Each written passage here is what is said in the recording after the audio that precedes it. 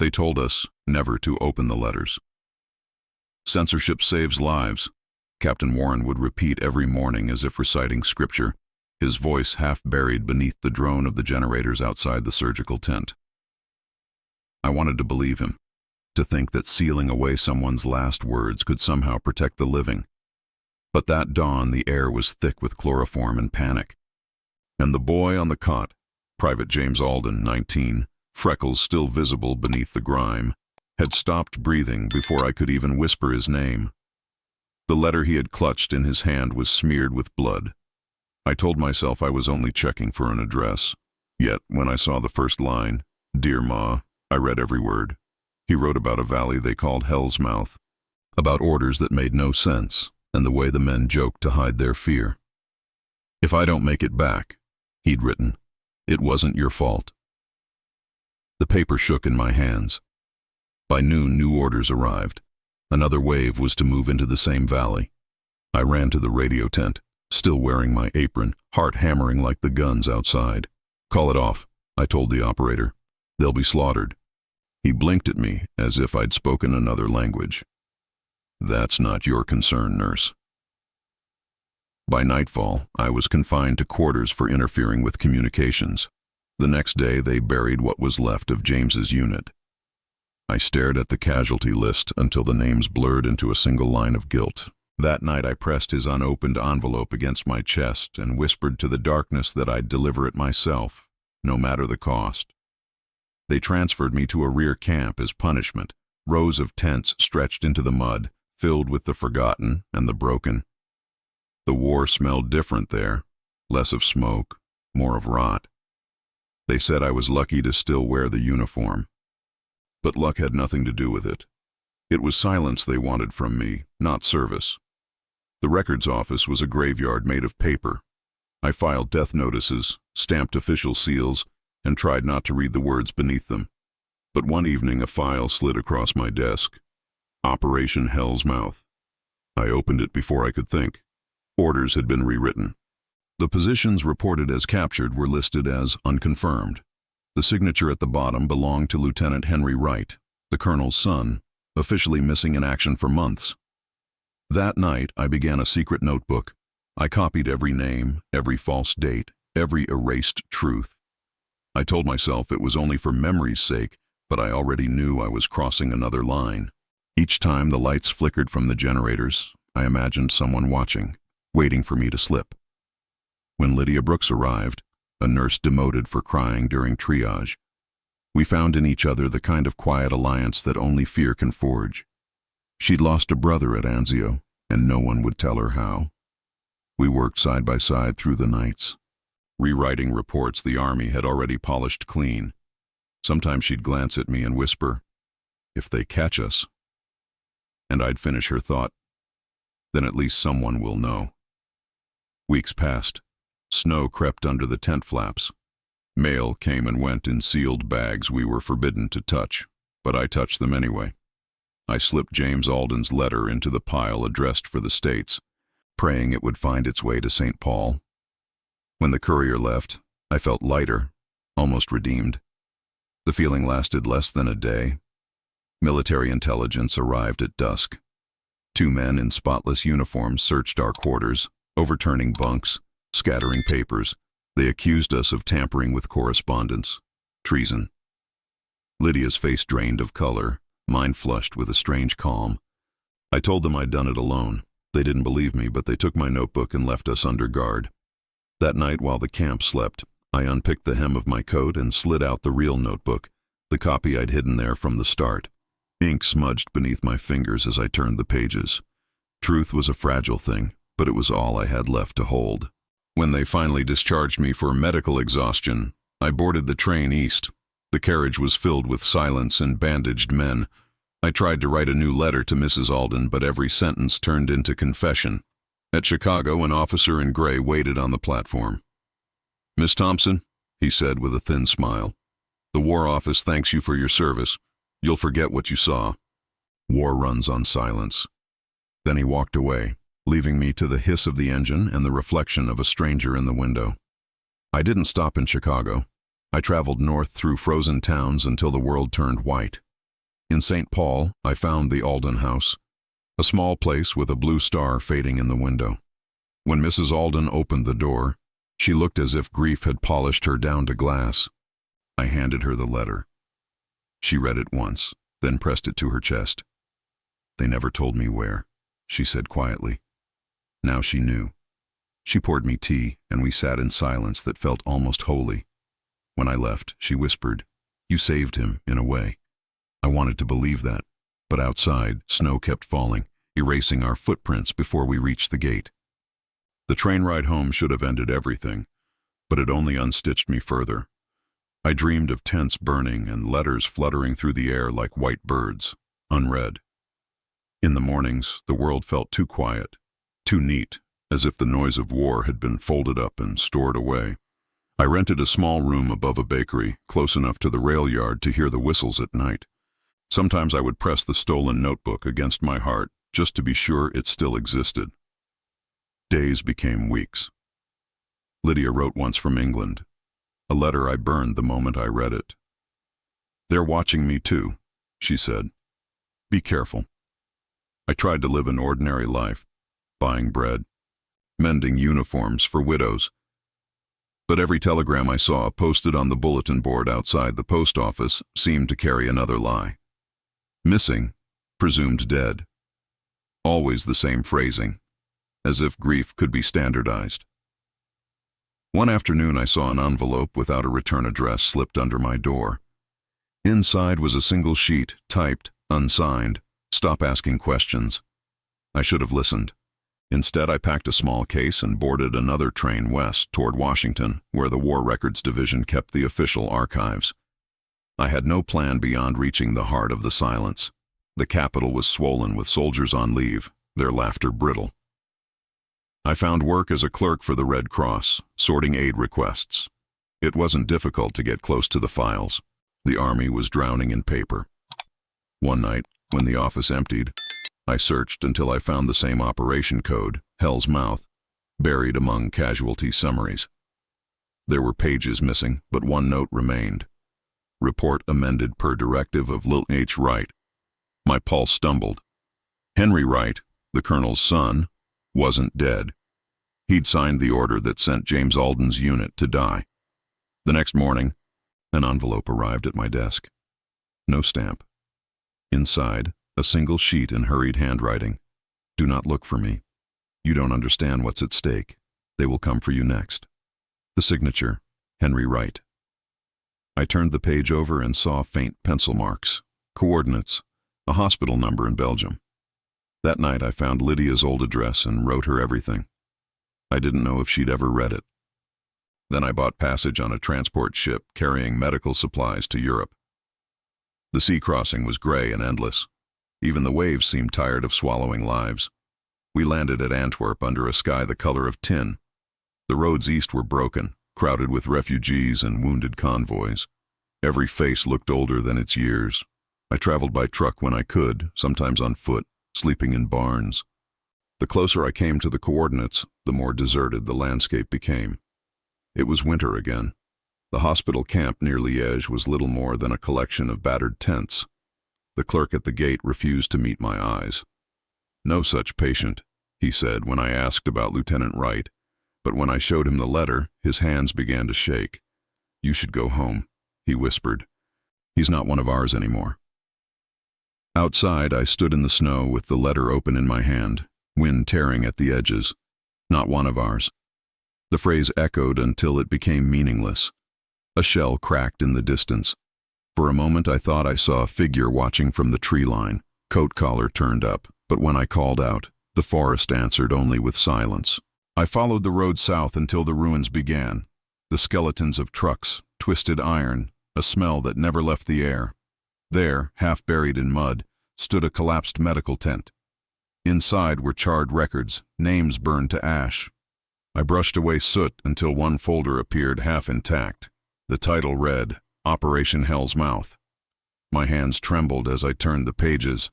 They described deliberate diversion tactics, sending one unit to draw fire so another could flank the enemy. At the bottom was Wright's signature again, stamped over with classified. I was still staring at the page when a voice behind me said, "You shouldn't be here."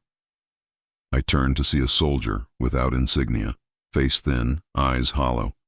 "Who are you?" I asked. "Someone who stopped believing in victory," he replied, then disappeared into the fog. That night I built a small fire among the ruins, the folder pressed against my knees. Snow hissed as it touched the flames. I realized that the war I had fought wasn't over. It had simply changed uniforms. The new enemy was silence itself. When dawn came, I wrapped the documents in canvas and started back toward the capital. My legs ached, but inside me, something unbroken stirred. The need to make them answer. Excellent. Here begins Part 2, Segment 1, the continuation and climax of "I broke protocol to save a life and paid the price for it." It follows directly from the previous text, written in the same continuous, cinematic first-person voice. I reached the capital 3 weeks later, carrying the damp bundle of papers beneath my coat. Every mile I crossed, I rehearsed what I would say, but when the city finally rose from the horizon, its spires untouched by bombs, its windows glowing with peacetime light, my words vanished. I was a nurse again, a woman with mud on her shoes and ghosts on her back. The War Office loomed like a monument to order. I walked past guards who did not see me, up staircases that smelled of ink and cigarette smoke. Colonel Wright's name was still on the brass plate of the top-floor office. When I stepped inside, he looked up, surprised but not shocked, as if he had been expecting me all along. "You're supposed to be home," he said. "I was," I replied, placing the burned file on his desk. "Until I found this." He flipped through the pages with slow, deliberate fingers. "You went back there," he said quietly. "To the valley. I saw what your orders did. How many of those boys did you know were walking to their deaths?" His eyes shifted to the window. "Every one of them." The room seemed to tilt. "And your son?" He closed the file. "Henry did what he was told. What I ordered him to do." I pulled a single surviving page from my pocket, the one bearing Henry Wright's signature, and laid it between us. "He's alive, or he was when he wrote this." Something broke in his face then, a flicker of something almost human. "You don't understand, Nurse Thompson.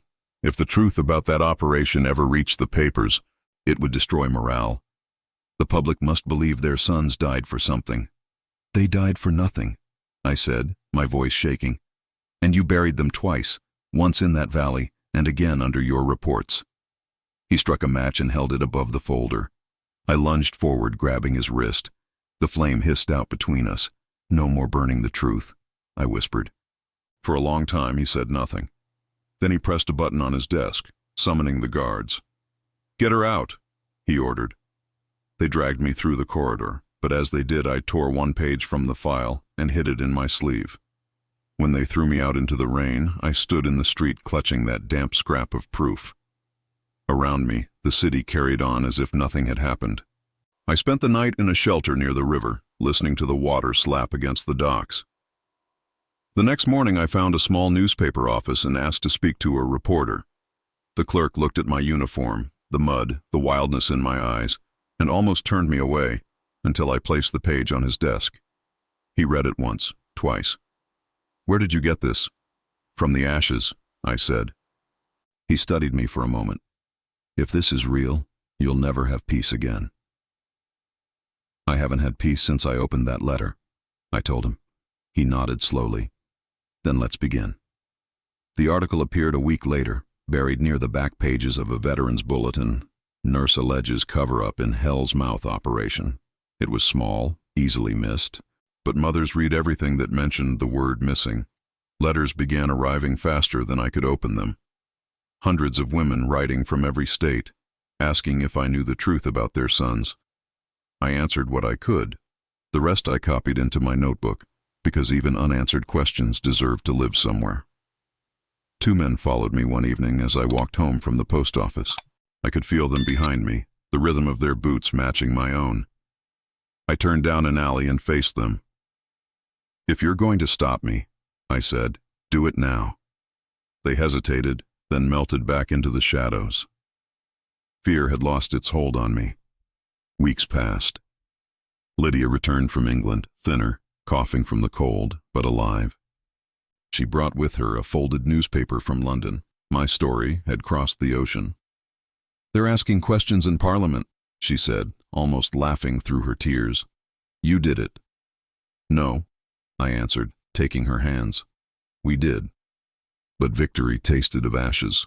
The army denied everything, calling the report a misunderstanding. Colonel Wright was quietly retired. Henry Wright was never found. Yet the letters kept coming, and the silence that had suffocated the camps began to crack open. One morning a package arrived addressed only to me. Inside was a worn dog tag and a note written in a familiar trembling hand. For the nurse who remembered. There was no signature, only the initials H.W. I held it until the metal warmed against my palm. Maybe it was him. Maybe it was someone else. But it meant that the truth had survived the fire. Lydia and I began traveling to speak at churches and women's halls, reading from the letters of the dead. People wept, not because of what we told them, but because someone was finally telling it at all. We spoke where we were invited and where we were not, in union basements that smelled of coal, in schoolhouses with chalk dust floating like fog, in parish halls where mothers clutched photographs wrapped in handkerchiefs.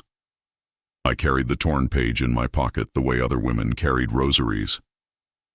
After the gatherings, women would line up, their faces carefully rearranged into composure until the moment they stood in front of me. Then the composure fell away and the questions spilled out. Was my boy there? Do you know if he suffered? Did he say my name? I didn't have answers most nights, but I repeated what I had learned in the tents and the trenches and in the valley that tried to swallow every truth. Love could be mailed even if the body could not. I told them to write their sons anyway, to tell them the garden grew. The dog waited at the gate. The first snow came early, and the porch light would stay on as long as it had to. Sometimes a man would rise at the back of the room, a father, a brother, a veteran, and demand to know if I was calling the army liars. I never said yes. I never said no. I told them I was a nurse who saw too much and refused to unsee it. That usually quieted the room. Afterward, Lydia and I would walk through dark streets, hands buried in our coat pockets, listening for footsteps. We heard them often enough to know we were not imagining it. Winter loosened, and we took a train north to a mill town where the church windows glowed like embers against the dusk. Before we began, a woman pressed forward with a telegram clutched so tight the paper had torn. "They sent this 2 years ago," she said. It never said where. I looked at the date, the unit. I knew the valley by then the way a sailor knows a hidden reef. "I'm sorry," I said, and it felt like dropping a stone into bottomless water. She nodded, folded the paper back into its creases, and sat in the front row as if the closer she was to the words, the less they would hurt. It was in that town that a boy no older than James waited for me on the steps when the talk ended. His cap was too big for his head. His shoes were worn thin. He held out a small envelope. "A man told me to give you this," he whispered, glancing over his shoulder. "Said you'd understand." He ran before I could speak. The envelope contained a single page torn from a ledger, stained along one edge by what looked like oil. On it, in a shaky hand, were dates and initials, and at the bottom a line that read, "Diversion authorized by direct order. Witness, H.W." I carried the page to the boarding house and spread it beside the fragment I already kept. The handwriting wasn't identical, but the initials were there, and the place names matched. Lydia leaned over my shoulder, her breath fogging the window.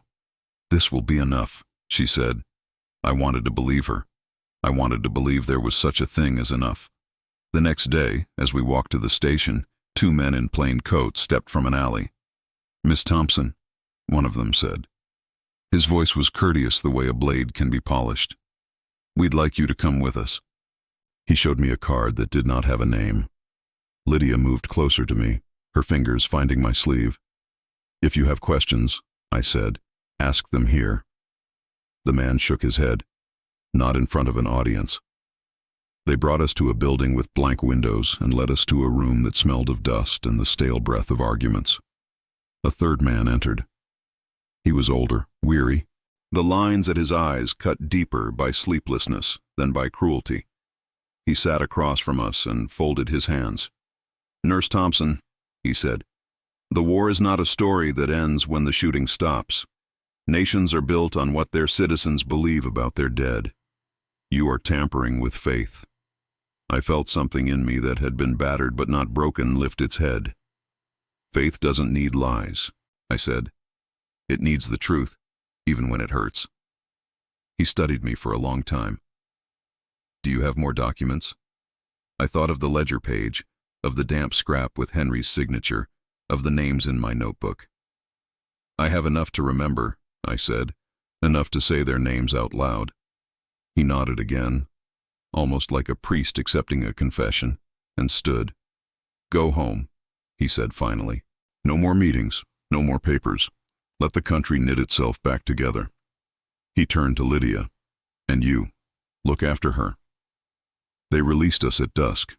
The street lamps were just coming on, their circles of light small but stubborn. We walked without speaking. At the corner, Lydia stopped. "They won't stop," she said. "Neither will we," I answered, but the words sounded braver than I felt. That night she coughed until her throat bled. I sat on the floor by her bed and told her a story about summer rain and the smell of cut grass, about a world where the windows stayed open all night. She fell asleep with her hand in mine, and for a few hours the ghosts kept their distance. A week later, a letter arrived addressed in a steady, unfamiliar script. Inside were 3 lines. I was not missing. I was moved. Not one of theirs anymore. Find the chapel behind the rail yard at dawn. Come alone. There was no signature, but the shape of the sentences pulled at something in my memory. I left the note folded on the dresser and told Lydia I was going to the post office. The chapel was the size of a boxcar, its windows filmed with soot from the locomotives. I stepped inside and waited. Sunlight cut through the dust at an angle that made the air look solid. I heard the door close and turned. He was thinner than in the photograph I'd once seen in a file, hair longer, eyes older. Henry Wright removed his cap and held it in both hands as if it were a life he no longer knew how to wear. "You shouldn't have come," he said. "I didn't come for you," I answered. "I came for the boys whose names were wiped from the ledger." His mouth tightened. "You think I don't carry them? You think I haven't walked through their faces every night?" He stepped closer. "They told me to draw fire, said the flank would protect the rest. I believed them until the hillside opened like a furnace. When I went back for the wounded, they called me insubordinate. They wrote me missing to keep me quiet and moved me where I couldn't be found. You signed orders that killed them," I said. The words surprised me by their steadiness. He closed his eyes. "I signed orders I was told to sign. That's the same thing, isn't it?" He opened his eyes again. "You can print my name if you want. It will not resurrect anyone. It will only bury me a second time." I thought of the mothers, the fathers, the sisters writing from kitchen tables where the varnish had been rubbed thin by waiting. "Resurrection is not my work," I said. "Witness is." He looked at the cracked altar rail. "If you tell them," he whispered, "tell them I stayed in that valley until dawn, pulling boys into the shadows, whispering their names so they would not lose themselves before the end. Tell them I remembered." He placed a small book in my hands, a diary with pages warped by damp.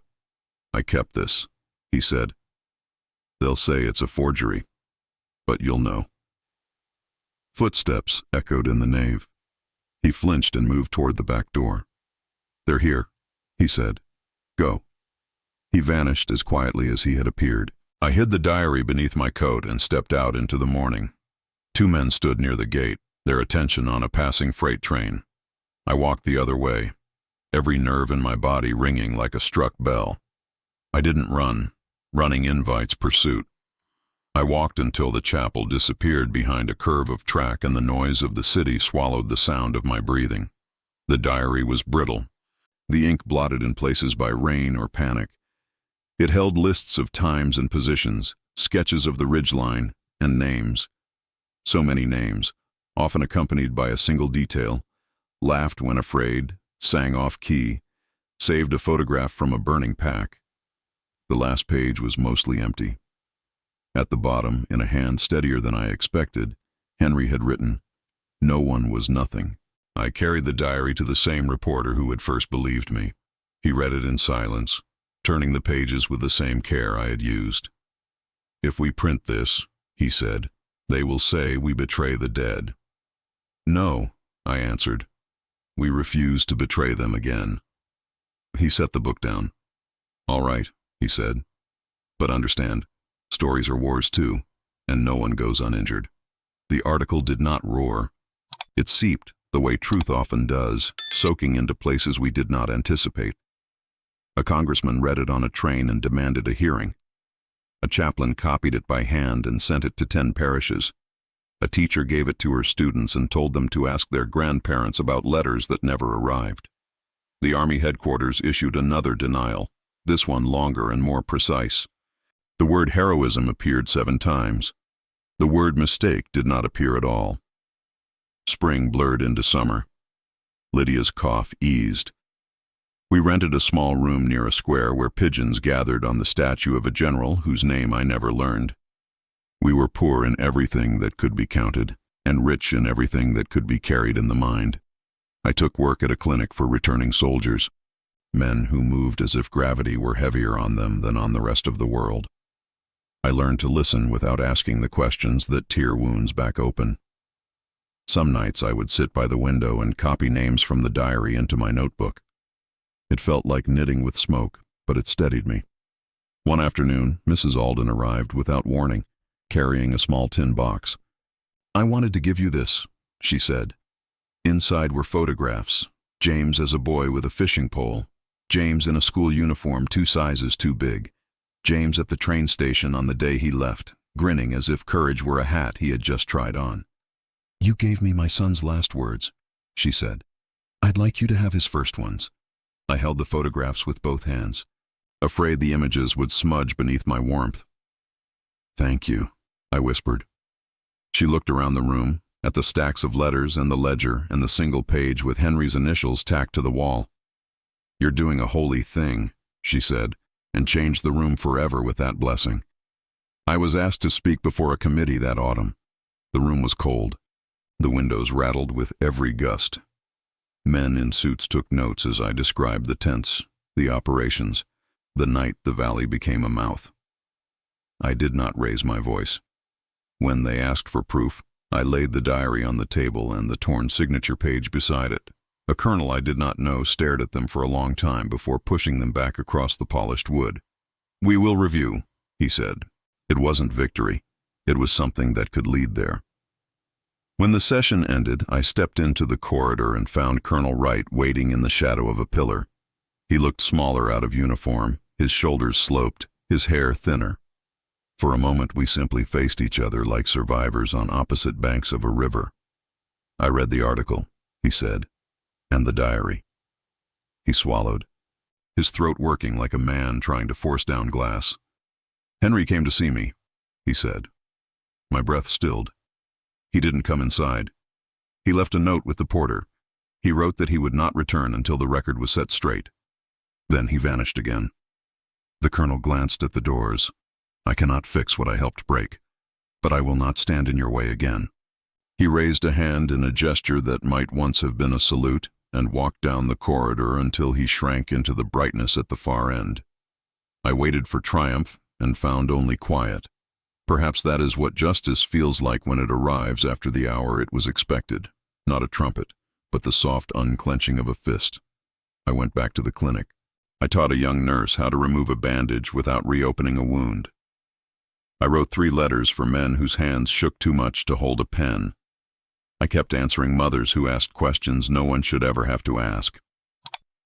Years passed the way a long winter passes. Subtly, almost cruelly, until one morning you look up and the light has changed. The diary's ink faded to the color of rain. The torn page became fragile at the fold.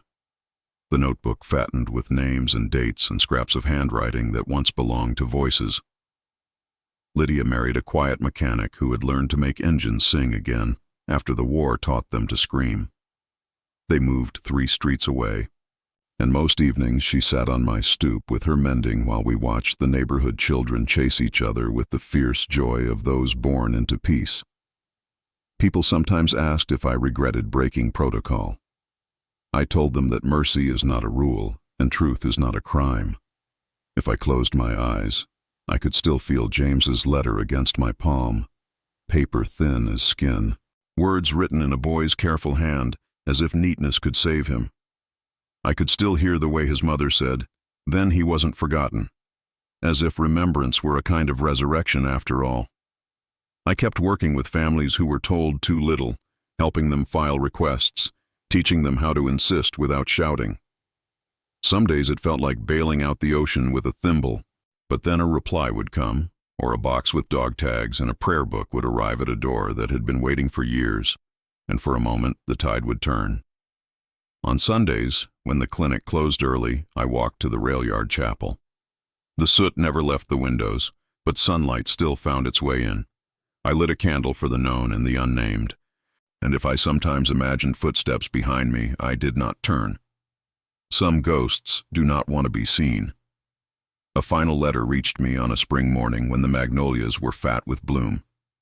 It contained no return address, only a single card with a sentence. No one was nothing. There was no signature. I pressed the card into the diary where the same words already lived. I thought of the valley and the hill, and the boys who joked to keep from shaking. I thought of the way the wind on the day of the hearing had moved the curtains like a sigh. I thought of how silence had once felt like a ceiling, and now felt like a choice. If this story has found you, if you have listened this long, it means the truth traveled farther than I did. It rode in the pockets of uniforms, in the satchels of clerks, in the suitcases of mothers who would not stop knocking. It crossed oceans folded between pages and slipped under doors with the milk delivery, and sat in the back pew of a chapel waiting for the light to shift. It is here now, in your hands, asking to be carried the way a name is carried when it is spoken out loud. If this story has touched something in you, do not let it end with the closing of a notebook or the dimming of a screen. Help us keep these voices alive. Share this with someone who needs to hear it. Tell us your family's story, the letter that never arrived, the photograph kept beside a bed for decades. Tell us where you are listening from so we can count the distances these names have traveled. If you can, support this work. Your generosity keeps the lights on, the letters answered, the memories tended like a flame cupped against the wind. And if you believe, as I do, that no one was nothing, then stay with us. Like this. Subscribe. Write. Remember.